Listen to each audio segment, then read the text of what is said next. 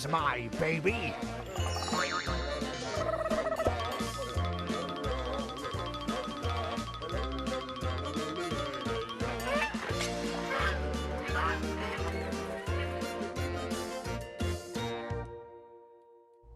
I'm Dana Denha. And I'm Melissa Bondi, and this is Adventures in Parenthood. Throughout this series, we will explore the world of raising kids through newborns all the way through adulthood. Summer can bring plenty of fun, but with all the water activities comes safety concerns. We want our children to feel comfortable in the water, but we also want to have that peace of mind that comes with them feeling confident in the water. So since summer kind of began, you guys actually took a trip in spring, and you were swimming in pools, maybe the ocean with Bryn? Both, yeah. Second time in the water. So that she was in the water. Yeah. How did that go for you? First day, it was kind of, iffy, clingy. Second day, she was full-on water baby. Wasn't hanging on, so it was just a matter of getting acclimated. Plus the water was warm, too. I think that was a big thing, too. But you have her in like a puddle jumper? Puddle jumper, yeah, oh yeah. Yeah. And she feels fine, comfortable in that. Oh my gosh, yes. And we actually this weekend, we tested her without it. So we did a back and forth swim to us without. And she goes under, comes up, smiles, bubbles, blows bubbles. So I think we're ahead of the curve as far as not taking lessons yet. Yeah, so there hasn't been any lessons for her, but you're probably going to at some point, maybe. Oh, probably. Yeah, I think she'd enjoy it. I mean, you said that Keaton's enjoying the lessons. Yeah, so Keaton's she's done classes at Goldfish, and we've learned some techniques. It's funny because she loves the water at Goldfish, and it's probably because it's 90 degrees, but she wants to, she always says, let's go back, but then when we go swimming in other pools, like my parents have a pool, and she doesn't care. She doesn't even want to be in the pool. Well, it'll be like 10 minutes, and she won't wear a puddle jumper. She doesn't put that on? She wore it once, but it's weird. I think she likes that the swim lessons are like you're doing activities the whole time, and there's other kids her age in the pool, but when we're in just like the regular pool, and I'll even try to do some of the techniques we learn in swim class, but it's not the same. She doesn't care. So I don't have a water baby. You have a semi-water yeah, baby. she likes those other kids. Structure. She likes structure in the pool for sure. That's okay. That's good. Because she doesn't even like me to be in the pool. So last time I went swimming, I stayed in after she got out, and she's like, "Mama, out." Oh, okay. She was done with me being in the pool. Okay. I couldn't even stay and enjoy myself in the 100-degree heat. We do definitely have a water baby, and I see the importance of getting lessons, just because we're surrounded by water, and we will be surrounded by water even going forward. So, plus as divers and travel, going to the ocean. You guys go on a lot of trips where water's involved. She needs to know how, no matter what. But even I think her putting her head in the water and coming up smiling, that's what I feel like. We're not going to have a child that's scared of the water, where that could be the case, I think, a lot of times. And sometimes swim lessons can even, I think we'll talk about it today, sometimes I think swim lessons can traumatize kids at a certain age, from what I understand, unless they're taught properly. Like putting heads under and eyes open, things like that. From what I've heard before, actually my niece just said to me, I stopped taking swim lessons when I was young because I was too scared. I'm like, it's supposed to be the opposite when you take lessons. Maybe I've seen a couple kids that were not taking one time. I think I saw a parent disappear when we were in a swim lesson, but the rest of the kids seem to be enjoying themselves. And having fun. Yes. Yes. I feel like it comes with just putting your head underwater. Yeah. Even adults. I mean, adults. Well, you're not forced to. I mean, it's something you can ease your way into. You don't have to just do it right off. You're not just throwing them in the water or anything, I've seen videos of that though. When they try and you want your kids to learn how to float. Yeah. That can be very traumatizing. Yeah. Just watching the videos was traumatizing. Yeah. It's very upsetting to watch that. But people do throw their kids in the water. It's like, oh my gosh. But you want them to learn how to float. There's a technique to it, so yeah. Well, let's learn a little bit more about our guests. Yeah, joining us today is Katie Womack. She's the general manager of the Goldfish Swim School, and Christine Cole, the head coach of the Saline Swim Team, and they are here to fill us in on the Ann Arbor Water Safety Coalition. Welcome, ladies, to the show. Thank you. Yeah, lots to talk about. We're in the midst of swimming, so heat wave. We're in the water all the time. Yeah, so tell us about the coalition. How did it get started, and how did you two become involved? So the coalition got started with the idea that we're in Michigan specifically. Obviously, it's focused in Ann Arbor, but Michigan is a state surrounded by lakes. There's so many here, and there's also when you have a Michigander, they want to be outdoors during the summer. They like swimming, they like being around the water. And there's so many different organizations here in our community that are passionate about water safety, specifically kids being safe around the water. So we saw an opportunity to create this coalition to get all of these different organizations together, whether it's based on swim lessons in the pool or swim teams or open water swimming, and creating a coalition that will make sure that Ann Arbor is one of the best in water safety in the United States. I saw that that's your goal, to make it like one of the safest water cities. Is there a timeline for that, or is it just kind of like go to see what happens? I think that right now that we don't have a specific timeline, but what we're trying to do is really narrow down where we're going to be most beneficial, where we can really talk to the parents, make it clear what our mission is, and that like we're here to support them, especially when it comes to traveling to the water parks or the lakes, or even to your neighborhood pool. Like there's so many different times that speaking on water safety at different events is going to be huge for those parents. So right now we're really just trying to get out there and go to different events. Like we have the Townie Party coming up. We're going as a coalition. We're going to have a table there, and I think that's really going to be our first event where we're out in a community event that will be able to speak specifically for the coalition, which is exciting. So if I'm at the Townie Party and I come visit your booth, what is it that, as a parent, what are you going to inform me, or how can I be involved? Like, what is the conversation going to be? Like, what can you do? What are you doing? Like, as a coalition? Yeah. Like, is it an event? Is it something that you're going to invite me to? So we don't have a specific event coming up like on our calendar. We're trying to obviously get it so that we can maybe be, if there's different like mom groups or different schools that want us to come visit and put on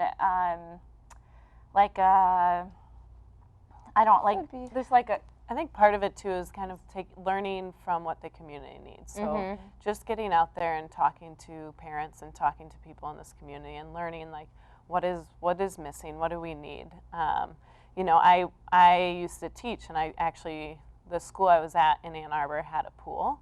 So we had swim lessons, swimming from kindergarten on, which can be really nerve-wracking as a parent to send a 5-year-old to school and, oh, she's going to go swimming today with 18 other kids.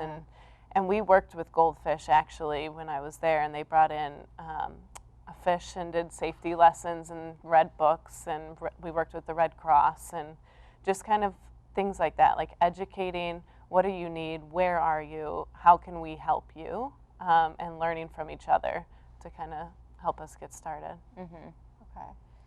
I was going to ask, sounds like public speaking, engagement, those type of events. So if I'm a teacher, if I was a teacher and I have a class, I could ask your coalition to come to my classroom and speak and talk about water safety.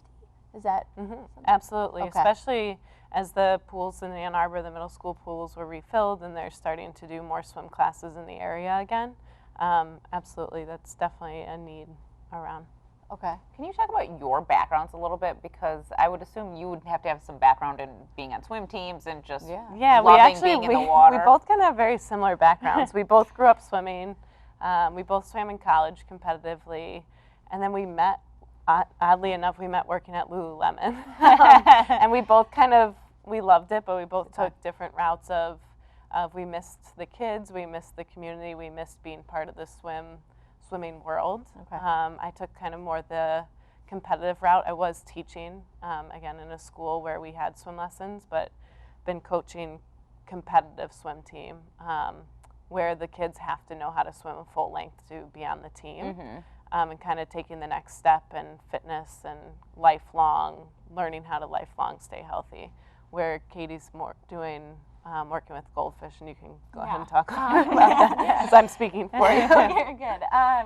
So after we left Lululemon, I went to Goldfish. I've been there for about 2 years, and like Christine said, like, I grew up in more of a competitive atmosphere really for swimming. So lessons wasn't necessarily something that I saw when I was younger.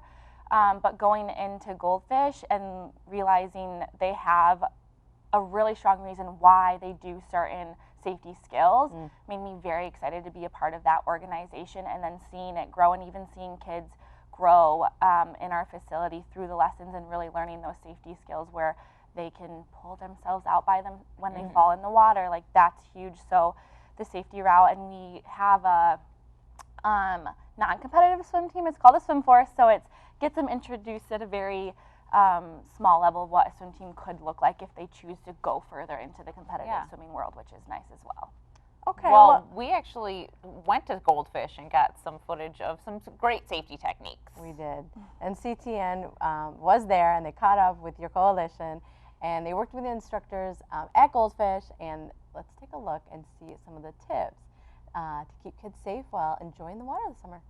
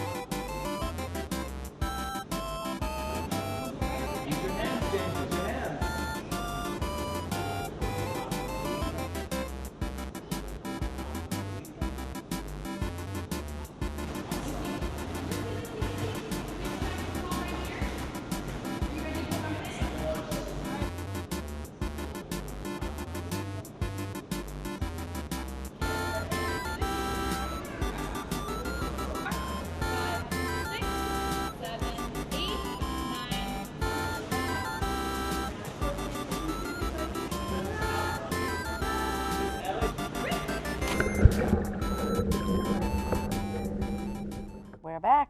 Well, that was a great clip, great tips.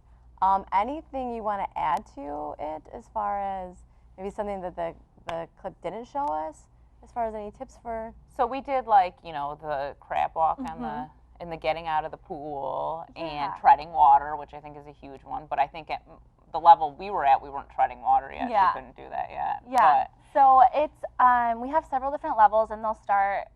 You can start independent classes for your kids at 2 at Goldfish. So in those levels, we really focus on getting them comfortable floating on their back.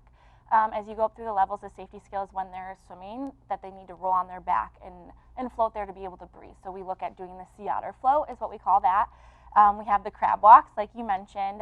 So that's teaching them to hold onto onto the wall, and then teaching them fin belly flipper, or it's their elbow tummy knee, to crawl out and pull themselves out on their own. And that's if, you know, we begin that with, if you fall in and your parents are here, what are you going to do? You're going to turn around and swim to the closest wall and pull yourself back out. And that's something we do for, honestly, like the first 5 or 6 levels. Like, they're learning that skill because it's so important. Like, you don't know when you're at your family house, it could be a split second that a parent turns their back and the child could fall in. Which is very scary to think about, but is something that realistically you need to consider. So those are some of the skills, and then you saw the treading water. We start as they get a little bit older. Usually that's 4 and up, because we're introducing more endurance level skills, and then that treading water is now their safety skill. So if they fall and they're too far away, to tread and keep their head above water so they can breathe. Okay. What do you find? Well, it's so funny because yesterday at the pool, we were at a pool, family pool, and my daughter kept her puddle jumper. The puddle jumper on while she wasn't in the pool, but luckily she wanted it on. Running around, you know, outside while you're eating and stuff, and I was like, it just gave us a little sense of relief. That she wanted to keep it on, even when not in the water. But we constantly like this. Where's she? Where's she? Well, I actually think this is like one of the things I think you guys talk about. There's a false sense of security with that sort of thing too, where like parents are like, well, she's got floaties on her arms, so if I turn around and I'm doing this, it doesn't. She's okay. But it's like it's not necessarily the case. Yeah, they are an aid. They help. But I mean, it could be as quick as someone's face going in and up, you know, pick your head up, or getting falling in the wrong way, or getting stuck under something. Or, I mean, things, it's scary to think about, but they do happen. You know, it was yesterday, it was like, I couldn't take our eyes off of her the whole time, because it was new to us. Yeah. It Yeah. was But very that's much. the right way to be anyway. Yeah. Yeah, I was definitely helicopter parenting yesterday. That's But I didn't feel actually- guilty about it at all. Yeah, no, we say to designate what we call a water watcher. So it's like one parent, if there's a group of you that like they put their cell phone away, they're not looking at magazines, they're not having conversations, but the water watcher is watching the pool with the kids in it. So there's one parent who's always watching.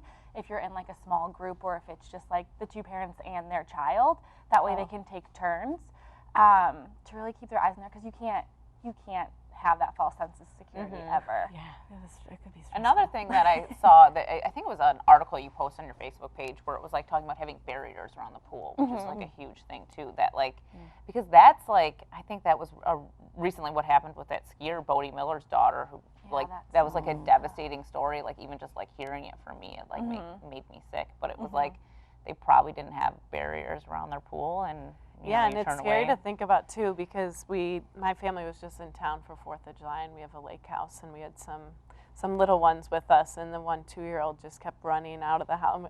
I felt like we had a house watcher as well as a water watcher. Yeah.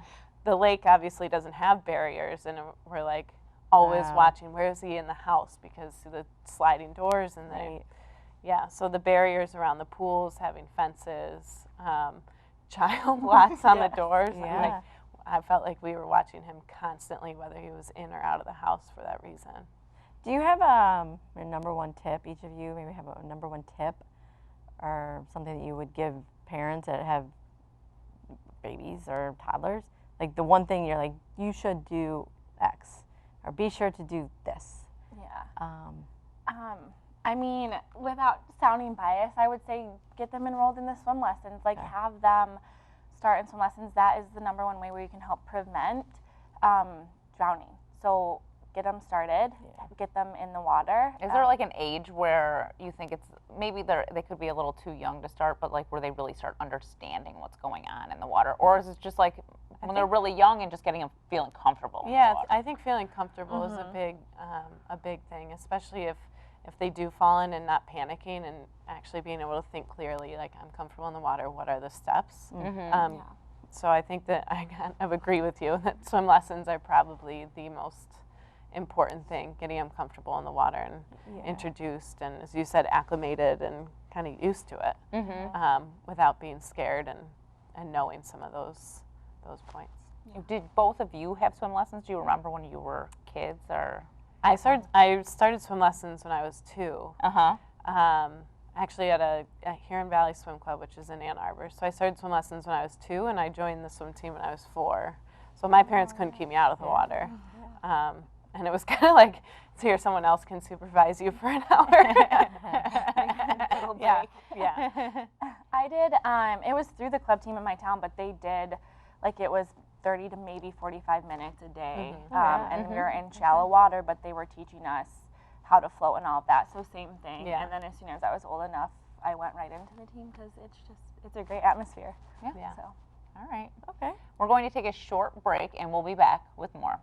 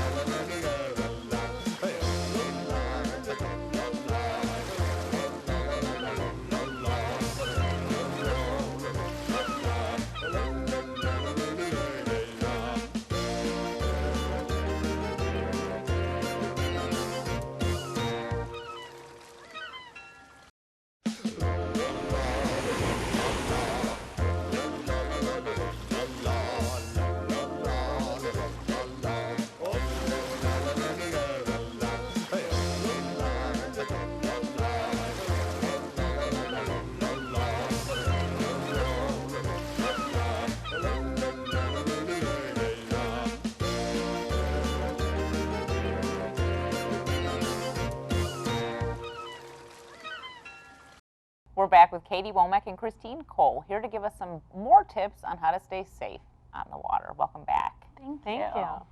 So the one thing I was kind of looking at over the little break we had was basic swim skills. And this is not just for kids, this is for adults too, because we talked about the difference between being in a pool, which is maybe 4 or 5 feet, where you're, as an adult you can touch the bottom, or being in open water. So what are some of these basic swim skills that everyone should have when they're swimming? Yeah, so I think that some of those basic ones are, and I think a little bit we touched, is being able to float, knowing that how to float, whether it's on your stomach or again on your back, like I mentioned earlier, so that if you need a break, you're resting in the water. I do think that knowing some type of stroke, whether it's just pulling or an actual freestyle, is going to be really important for you in the water as well. Sorry. So some of those skills like that they don't have to be anything extravagant, but they're going to be able to help you in the water as you're swimming. And, you know, there are times when parents are nervous to swim and we've seen it before where the kids kind of have that same nerve when they're coming to lessons. So if you're that parent who isn't 100% comfortable, getting lessons for yourself is too. Like, no matter the age, it's going to be important if you've ever had So it if you're in the like past. a 40-year-old and you don't know how to float, you can still learn how to float. Yeah. Absolutely. Yeah. Oh, 100%. Yeah. And like Yeah. the YMCA in Ann Arbor, like they do adult swim lessons. They're part of our coalition. Like, there's somewhere that you can go there and have those lessons with an instructor at that facility. Mm-hmm. And you guys actually work with a lot of organizations that make up the coalition. Can you kind of talk about some of the organizations that are beneficial to us and the coalition? Yeah, absolutely. So Ann Arbor YMCA is obviously one of them. They have their own set of swim lessons that they provide. Again, they do kids, but they do adults as well, which is going to be really important because, you know, water safety is important for kids, but it's important for everyone. We have the Huron Valley Safe Kids. So they actually granted us a $1,000 grant for our nonprofit startup, which is really exciting. And, you know, they're just very involved in water or just safety in general for kids. So it's awesome to have them part of it. And we have 2 open water safety groups. One is the Great Lakes, and then they're just obviously, again, we're surrounded by lakes, and it's important for them to be a part of this group because people are vacationing. You know, they're going to their lake house or they're going up north, and so for them to be able to help us in our presentations and really go over the importance of safety when you're around the open water is awesome to have as part of the coalition. What are some of the dangers when you're in open water? Because I think that, like, you hear a lot about drowning, and like when you actually see the stats of how many people are drowning in open water every year, it's kind of shocking. Yeah, I think a lot of it has to do with the currents and weather and people taking the right precautions. Is that right? But I think sometimes as we age and we get older, we oftentimes kind of feel invincible, and we'll go out on kayaks without life vests, or we will take pictures in a storm for Instagram, or do things that aren't necessarily the safest, that we can find ourselves in trouble for. So taking those precautions, wearing a life vest when you're out on a boat or a kayak in case it flips over. Do you know how to get yourself out of it and flip it back? If you're on a paddle board, have you gone out too far? Do you know what you're doing? Have you done it before? Just listening to the weather, knowing the scenery, staying with someone else, not going out by yourself, and taking those precautions, I think, because the scenery changes, and it may be beautiful outside and not stormy, and then all of a sudden some wind comes and there's waves, or a speedboat passes by and knocks you off the boat, and what do you do?